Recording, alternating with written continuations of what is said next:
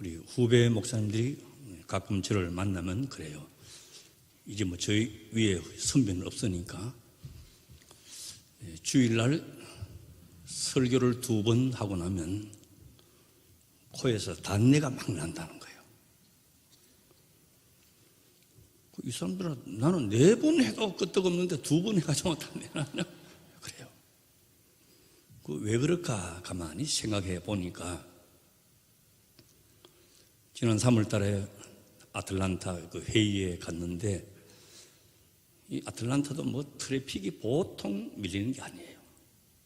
그런데 신호대기하고 차가 이렇게 서 있는데 영락없이 와서 손을 내미는 거예요. 박스를 이렇게 써가지고 나는 집도 없고 배고프다고 김이 체인지 한 푼 줍시오 그래요. 어디다가 이제 동전 하나 주고 이렇게 해요. 그 내가 가만히 보니까 동양 사람이 나한테 한 푼 줍시오 하고 손을 내미니까 얼마나 처량한지. 제가 지폐를 꺼내가지고 20불, 50불 너무 많고 1불짜리 지폐를 탁 줬어요. 그 양반이 얼마나 좋아하는지 나를 쳐다보면서 God bless you 그러더라고. 아이고, 그때 축복받아가지고 내가 이 건강한 거야. 브레싱, 하나님의 의도가 계셔서 주시는 축복을 말하는 것이에요. 그래서 인간이 겪는 어떤 여건에도 좌우되지 않는 축복. 시편 84편 4절에 보면 주의 집에 거하는 자가 복이 있나이다. 주의 집에 산다 하는 뜻은 내 전생애가 하나님의 사랑 속에서 있고 인도하심 속에 있다 하는 믿음을 가지고 사는 것을 말하는 것이. 이번 한 주간도 아버지의 집에서 늘 거하시기를 바랍니다. 하나님의 집에 거하는 자가 축복을 받을 수 있다는 말씀은 하나님의 사랑 속에 내 현재와 내일, 미래를 다 맡기고 희망을 가지고 산다 하는 그런 의미가 담겨져 있는 것이에요.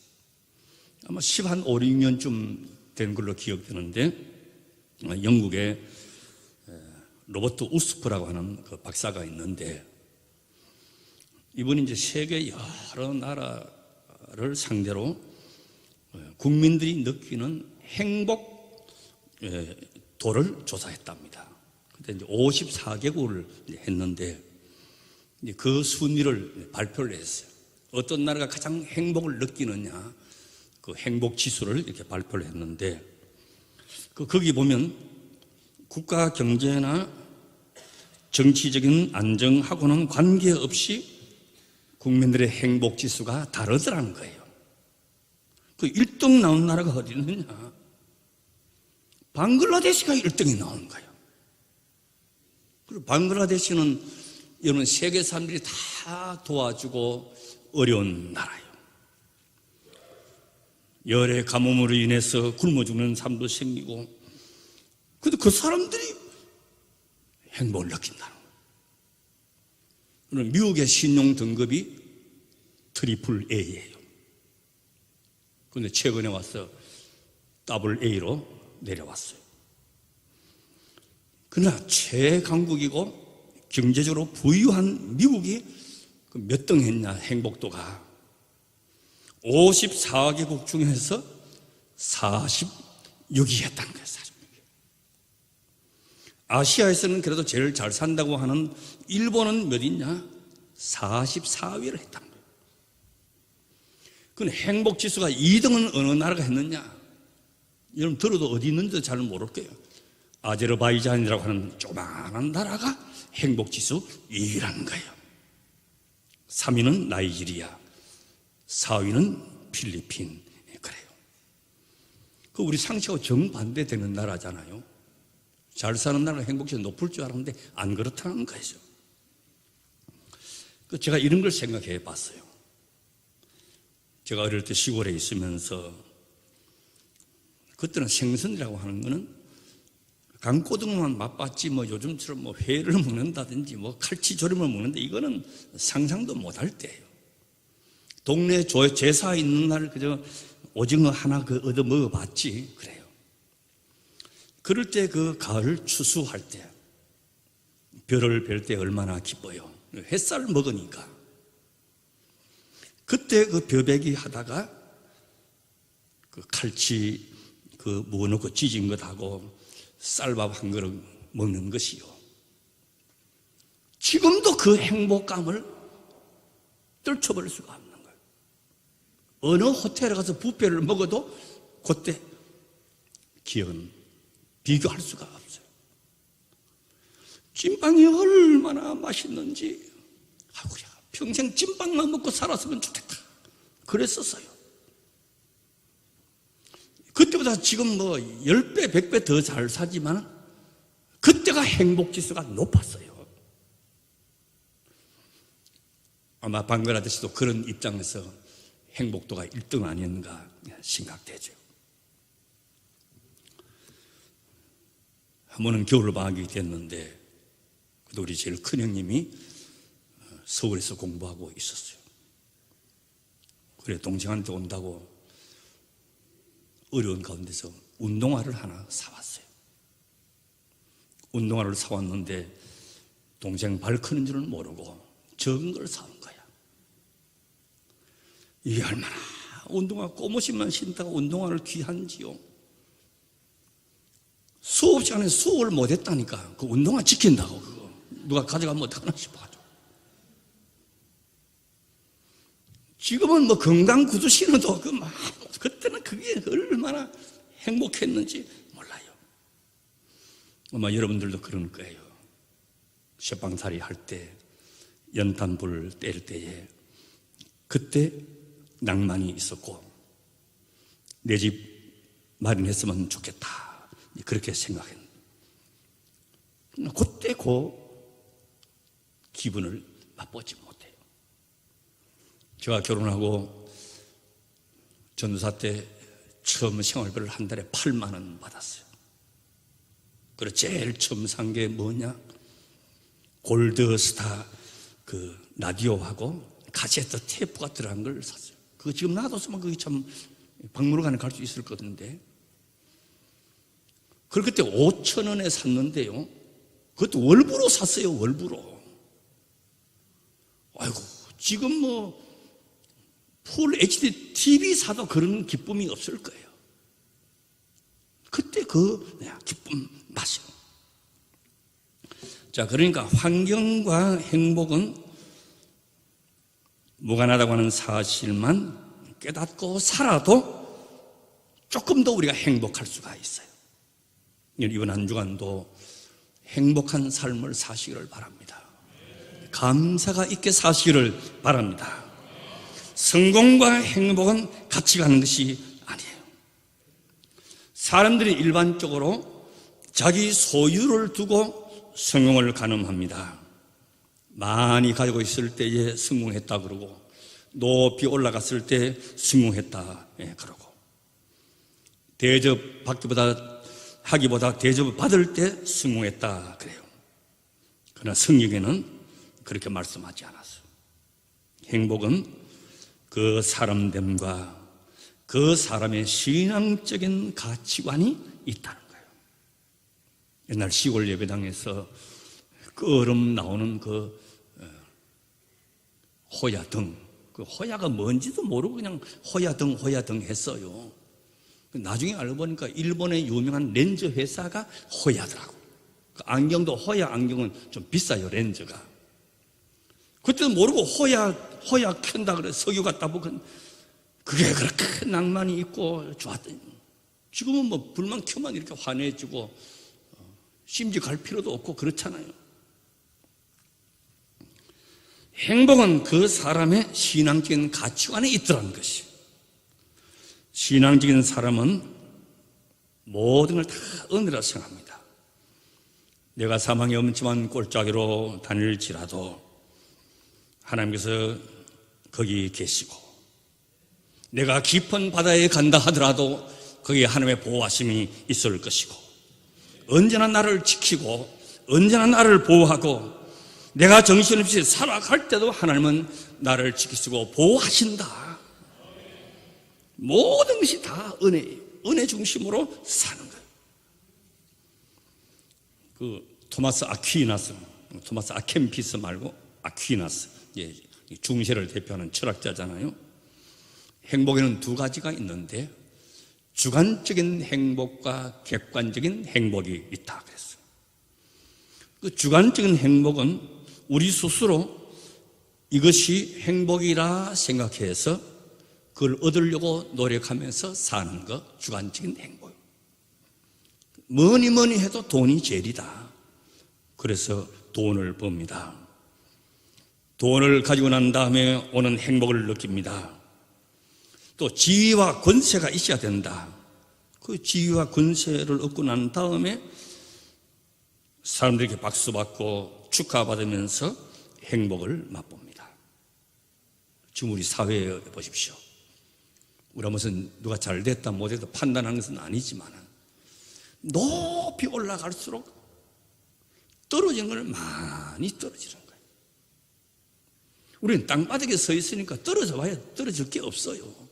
그건 주저앉으면 되지. 없어요. 높이 올라가서면 많이 떨어져요. 이 거리에 따라서 어떻게 되겠어요? 많이 가져도 잠깐 지나가는 거예요. 결국 주관적인 행복은 불행으로 떨어집니다. 많이 가져도 족함이 없고 높은 지위에 올라가도 또 짓밟히게 되고 25,000원짜리 커피 마셔도 족함이 없고 우리는 공짜로 주는 그냥 종이컵 커피도 맛있게 먹고 행복하고 그래요. 주관적인 행복일 뿐이에요. 자, 이것과는 달리 객관적인 행복, 이거는 은총적으로 주어지는 행복을 말해요. 내 수고나 노력이나 생각과는 관계없이 위로부터 주어지는 행복, 이게 절대적이고 이것이 객관적인 행복이에요. 자, 오늘 본문을 보면 복 있는 사람은 자기의 발걸음을 의로운 곳에 두는 거예요. 복 있는 사람은 항상 하나님의 말씀을 묵상합니다. 복 있는 사람은 시절을 쫓아 열매를 맺는다 말씀하셨어요.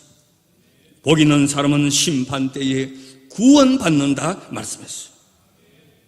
자, 여기 보면 아무리 봐도 환경하고 관계가 없고 잘 사는 이야기, 부자로 사는 이야기, 출세하는 이야기, 소유의 문제, 정치, 경제 이야기는 전혀 없어요. 여기 어디 물질적인 것이 있어요.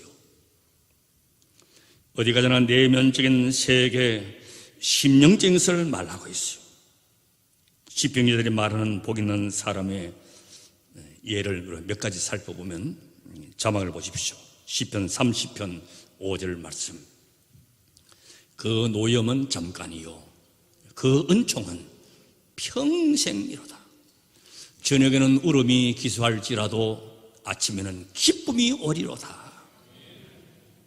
내일은 여러분들께 기쁨이 임하시기를 바랍니다. 오늘 울 일이 있어도 주님은 우리에게 기쁨을 주시는 것이요. 은총의 하나님, 사랑과 자비의 하나님께서 눈물의 밤은 잠깐이고 기쁨의 새벽을 허락하시는 것이요. 어두우면 어두울수록 별빛은 빛나게 되어 있습니다. 하나님은 우리의 행복을 원하시는 분이에요. 시편 30편 11절을 보십시오.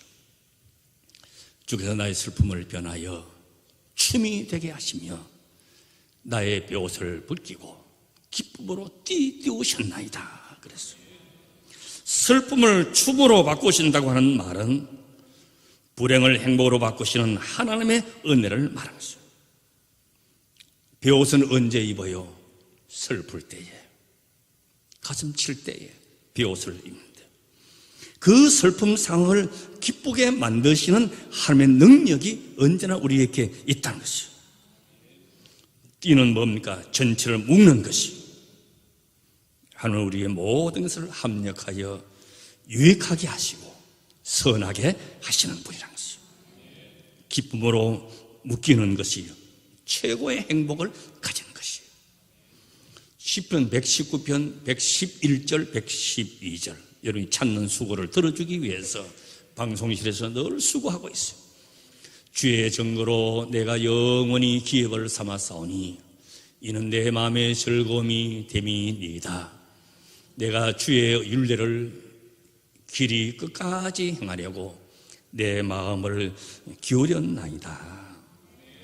주의 증거, 주의 율례는 모두 주의 말씀을 가리키는, 주의 말씀을 나의 재산으로, 주의 말씀을 나의 보물로, 주의 말씀이 내 능력으로 이번 주간도 다 삼으시기를 바랍니다. 시편 126편 5절에서 6절 보십시오. 눈물을 흘리며 씨를 뿌리는 자는 기쁨으로 거두리로다. 울며 씨를 뿌리러 나가는 자는 정령 기쁨으로 그 단을 가지고 돌아오리라. 고통스럽고 힘든 출발이라도 행복한 결과를 주시는 것이. 그 씨를 뿌리는데 왜 눈물을 흘리느냐?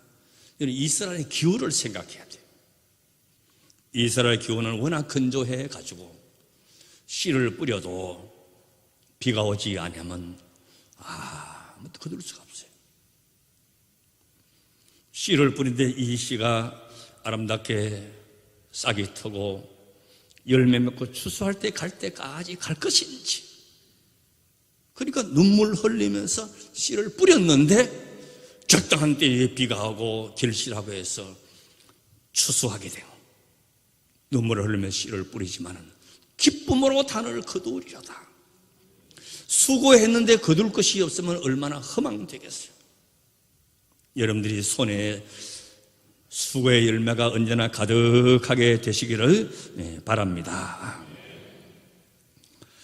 자, 이런 전설이 있어요. 성경 말씀은 아니고 하나님이 우리 인간들에게 행복을 이제 주시고 싶어 하는데 바로 주지 않고 천사에게 맡겼답니다. 천사에게 너희들이 가서 인간들에게 행복을 주고 오너라.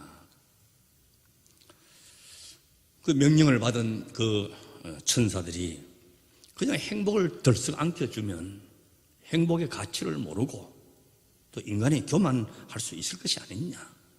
그래, 행복을 좀 힘들게 찾아야지 그냥 손에 쥐어줘서는 안 되겠다. 그래서 행복을 어디다 숨기면 될까? 그래, 한 천사가 깊은 바다에 숨기자 그랬어요. 다른 천사가 하는 말이요, 인간들은 재주가 많아가지고 깊은 바다에 숨겨놔도 금방 찾아낼 거다 그랬어요. 그런 어떤 천사가 그럼 깊은 산속에다가 감추어두자. 안 된다. 인간들은 모험심이 많아가지고 히말라야 산속에 감추어놔도 찾아낼 것이다. 그 여러모로 이제 의논하다가 인간은 자기 머리만 믿고 자기 재주만 믿고 자만하기 쉬우니까 자기들에게 가장 가까운 인간들의 가슴 속에 두자. 우리 가슴 속에 행복을 주었어요. 끄집어내 봤어요? 행복 안 하다고 한 것만 알았지 모르는 거예요. 끄집어내지를 못한 거예요. 그랬더니 정말 인간들이 자기 머리만 믿고는 자만하여 가지고 가장 가까이 있는 자기 가슴 속에 있는 행복을 모르고 살더라는 거예요. 이거는 국가 기밀인데 오늘 여러분들한테 이야기하는 거야 지금. 여러분 내일부터 가슴에 있는 행복을 끄집어내시면서 사시기를 바랍니다. 딴 데 있는 게 아니고 내 안에 다 있어요. 환경과 행복이 무관하다는 거예요. 미국에서 이민 목회하시는 목사님의 이제 간증에 이런 내용이 나오더라고요.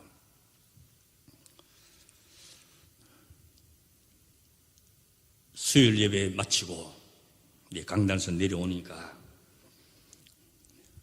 집사님 부부가 목사님 상담 요청을 해왔답니다. 그리고 목사님이 뭐 그 과정 모르겠어요. 뭐 이민사회 교회가 해봐야 몇 명 안 되니까 다 듣는 바에 의하면 이 부부가 부부 갈등이 심하고 자주 싸운다 하는 이야기는 다 듣고 있어요. 여러분들 내가 모르는 것 같죠? 부부 싸움한 거 다 알아요. 다 알아요.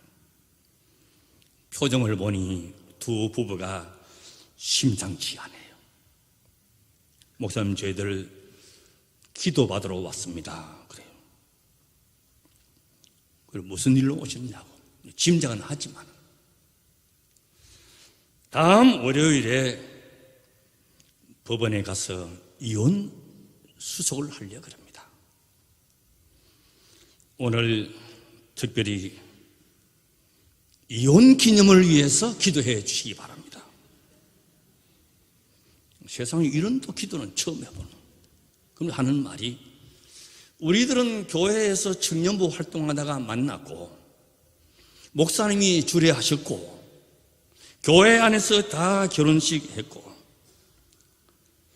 교회에서 결혼식은 목사님이 주례하셨는데 헤어지는 것도 목사님 기도받고 헤어져야 될 것 같다고 기도. 그 부인 집사님은 서울의 명문 대학을 나왔는데 영문과를 졸업해서 영어를 유창하게 잘하는데 남편은 국어 선생님 하다가 이민을 왔어요. 그 부인은 영어를 잘하니까 좋은 직장에서 연봉도 많고 이렇게 하는데 남편은 교사 했지만 영어가 안 되니까 할 게 없어요. 선생님들 이민 가지 말아요. 그래 나무 건물에 청소하고 그거밖에 할 게 없어요. 미국 가도 하는 거예요. 그래 이게 갈등이 생기는 거예요. 부인은 수입도 많고 삐까번쩍한데 남편은 맨날 작업복 입고 청소하러 다니고 그 갈등이 생기는 거예요. 남편이 아마 구박도 좀 받았겠죠. 무능하다고 자존심이 다 이제 이혼이라고 하는 막다른 골목까지 오게 됐어요. 그리고 목사님이 강단에 무릎을 꿇게 하고 기도합니다. 먼저 남편에게 기도하기를 저여 이 불쌍한 아들 용서하여 주이사 이민까지 와서 생활하면서 이혼하게 되었습니다. 부인으로부터 받아온 압박과 서러움에서 해방되지 못한 이 중년의 남자를 불쌍히 여겨 주시옵소서. 눈물 흘리면서 기도해 주셨어요. 다음 이제 부인 차례가 돼가지고 기도하는데요. 하나님 이 딸을 용서하여 주시옵소서. 믿음의 가정에서 자랐는데 이게 뭔 말입니까? 그런데 그때 목사님이 자기도 모르게 그냥 그 부인 등짝을 탁 때렸다는 거예요. 등짝에 손자국이 생기도록 때렸다. 기도받던 부인이 악소리를 정도로 앞으로 확 꼬꾸라지면서 맞은 거예요. 하나님이 짝지어 주신 것을 파괴하려고 합니다.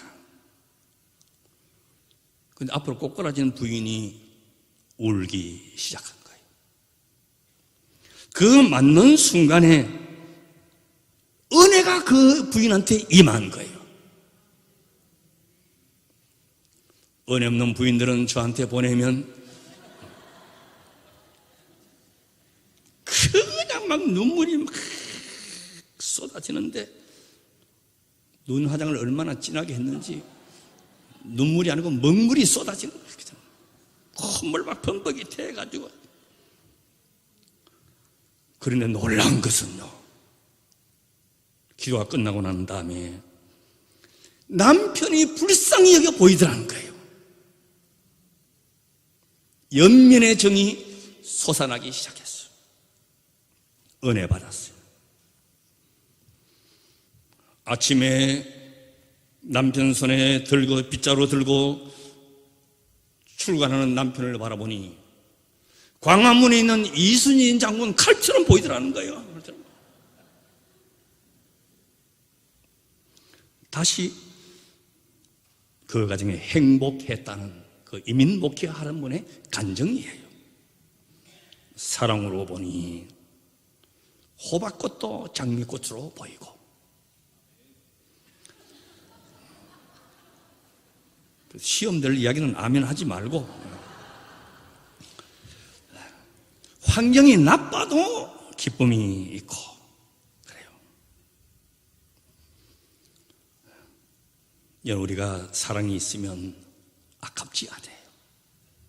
주어도 아깝지 않아요. 이 사람이 진정한 부자요.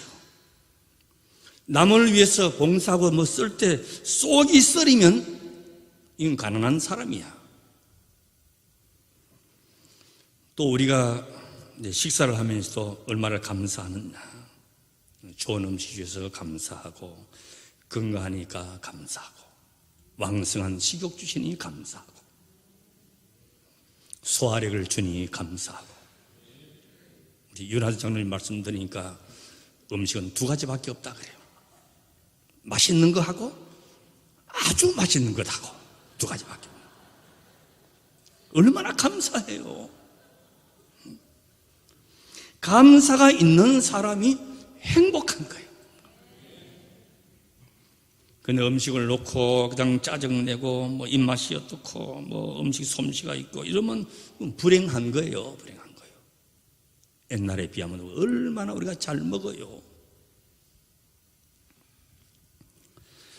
또 언제나 모자란다, 더 있어야 된다, 이것도 불행한 거예요.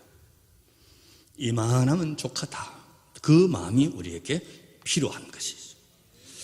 자, 오늘 오후 시간까지 여러분 오셔서 말씀을 마치면서 나는 행복한 사람이냐 불행한 사람이냐, 여러분 행복한 사람이 다 되시기를 바랍니다. 행복이 어디 있다고? 여기에 있는 거예요. 여기 있는 거예요. 밖에 있는 게 아니에요. 오늘 내가 처한 이 처지 이대로 놓고 어떻게 생각하느냐, 내 안에 있는 행복. 우리를 복되게 하시는 하나님은 나의 아버지이시고, 아버지 하나님께서 나를 복되게 하시고 독생 성자까지 주신 아버지 하나님께서 무엇을 안 주시겠느냐. 이런 일이 있었답니다. 미국 시카고 큰 호텔에 어떤 노인이 왔어요. 자, 이 호텔에 내가 묵을 텐데 이 호텔 중에서 제일 싼 방을 주죠. 제일 싼 걸 달라고 그러더라고요. 그리고 매니저가 가만히 보니까 얼굴이 너무너무 낯익은 얼굴이에요. 신문에서 많이 봤던 어르신인데 세계적인 재벌 록펠러가 그 호텔에 온 거예요. 아니 회장님, 아드님이 여기 올 때는 최고급 스위트룸에서 묵는데 회장님은 제일 싼 데 달라 그럽니까? 그러더니 록펠러가 하는 말이, 이 사람은 내 아들은 부자 아버지가 있지만은 나는 부자 아버지가 없어, 그리 하더라는 거예요. 오늘 여러분들께 부자 아버지를 한 분 소개하겠습니다. 하나님이 우리의 아버지십니다. 록펠러는 게임도 안 돼요. 온 천지 만물의 대주제이신 여호와 하나님이 나의 아버지시다. 이보다 더 든든한 백이 어디 있냐 말이죠.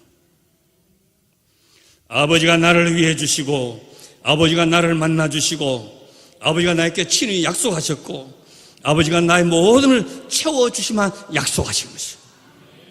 이 아버지와 이원주간 동행하면서 승리하시고 날마다 마음에 있는 행복을 꺼내면서 행복에 겪고 보람에 겪고 아버지 하나님의 성호를 찬양하는 우리 모든 심령이 되시기를 주의 이름으로 축원합니다. 아멘.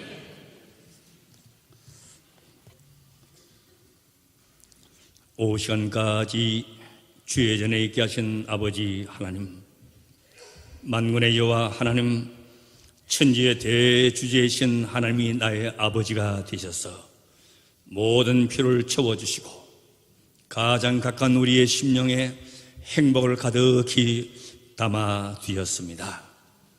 들은 울 일도 있고 들은 부족함도 있고 가슴 아픈 일도 있고 또 내 뜻대로 되지 않음도 있고 가난에 겨워서 힘든 삶의 여정을 걷는 우리의 가정들도 있고 외로움에 한숨 짓는 노인들도 계시고 또 취업 때문에 고민하는 젊은 청년들도 있고 여러 가지 있지만 나의 아버지 하나님, 나의 보호자 하나님, 내 구원의 주님을 인해서 찬양하며 행복하며 승리하며 그 이름으로 우리의 능력을 삼게 하여 주시옵소서.